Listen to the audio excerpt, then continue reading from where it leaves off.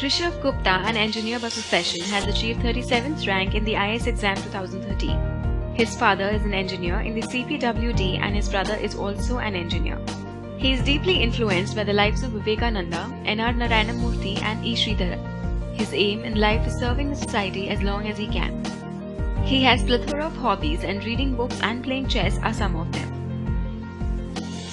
What do you think about the change in the IAS prelims exam pattern?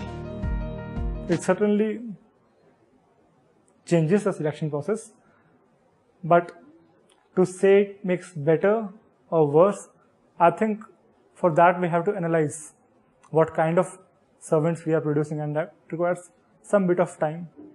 I believe being an engineer, it has definitely helped me, since the aptitude part, the mathematics questions are quite simpler for us. But is it going to make better civil servants out of the aspirants? That question needs to be analyzed. When did you start the preparation for IAS prelims exam? For prelims examination, I dedicated 1 month separately for it. I think 1 month is sufficient if previous to that you are preparing for the mains. If you are just starting, then of course 1 month is not sufficient. But if you are preparing only for mains, then I believe 1 month of dedicated preparation for prelims is sufficient. What was your strategy for IAS prelims exam as a whole? Being quite comfortable in paper 2, like the CSAT part, my major focus was only on paper 1.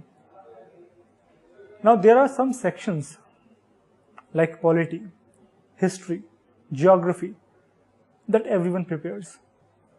The questions asked from those sections are either so easy that anyone with a basic level of preparation would be able to answer, or they are so difficult that you require a large amount of effort to go beyond that part.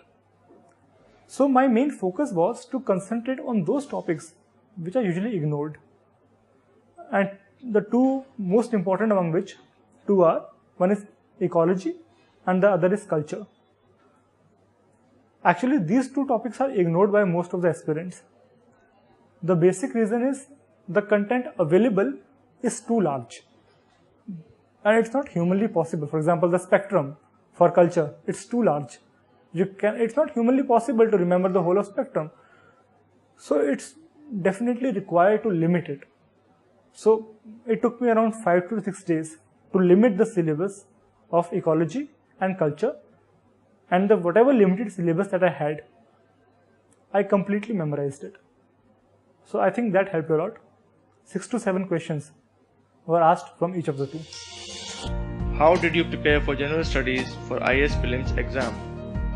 With respect to different subtopics, so let's cover one by one. So first, history.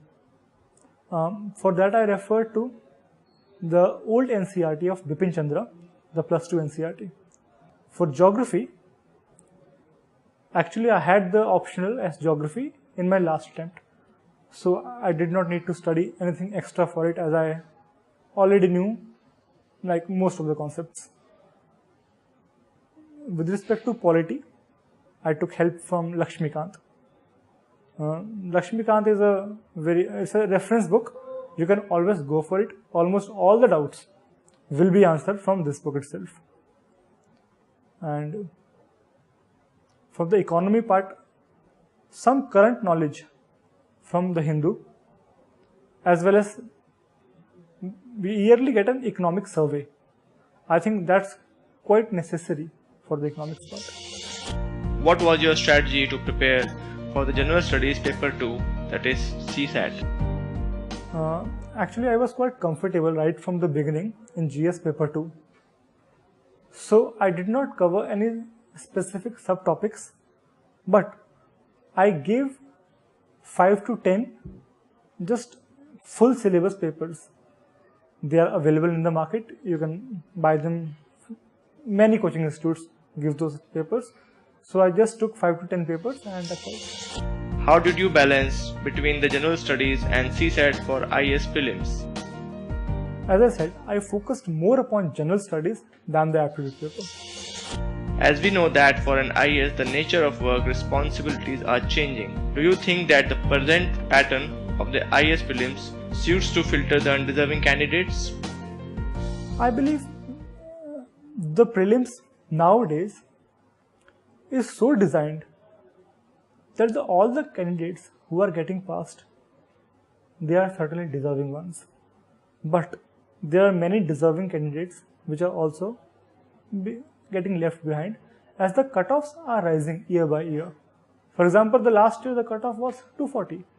It was quite high as compared to what it used to be in the last few years. So I believe there are many candidates who are getting eliminated as a result of this prelims pattern. What suggestion would you like to give to the future candidates for IAS prelims? I think time management during the exam is very important.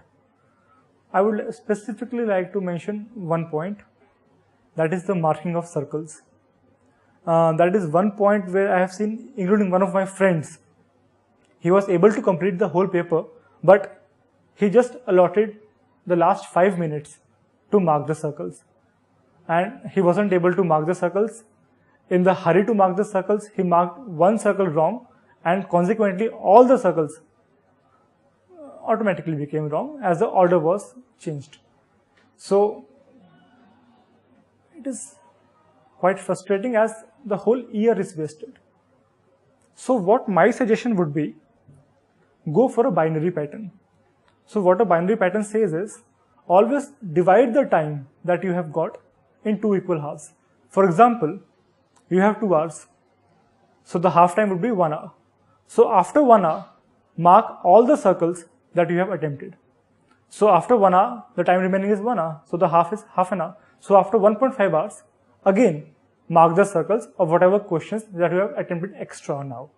So again, doing by this and allotting 5 minutes in the last to whatever, say 5 to 6 circles that you have got. So in such a manner, the most important part is marking of circles.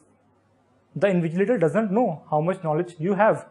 He only knows the circles that you have marked. So that is the most important thing during the exam. So that should be handled with utmost care.